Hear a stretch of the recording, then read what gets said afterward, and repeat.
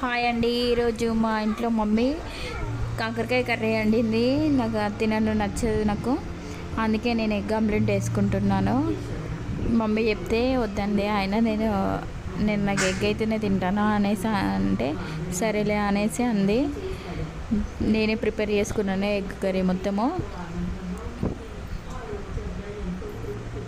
ముందుగా లైట్గా వాటర్ తీసుకొని అందులో పసుపు, కారం, ఉప్పు, అల్లం అన్నీ వేసుకొని ఎగ్ వేసుకొని కలుపుకున్నాను. అలా అయితే మంచిగా కలుస్తుంది అనేసి డైరెక్ట్ ఆయిల్లో ఎగ్ వేసే బదులు ఇలా వేసుకుంటే బెటర్. తర్వాత కడాయి పెట్టుకొని అందులో ఆయిల్ వేసి ఈ ఎగ్ కలుపుకున్న ఎగ్ అంతా అందులో వేయాలి. వేసేసి చిన్నగా సిమ్లో పెట్టేసుకొని అది కొంచెం వేసినాక హైలో పెట్టేసుకొని కలుపుకోవాలి.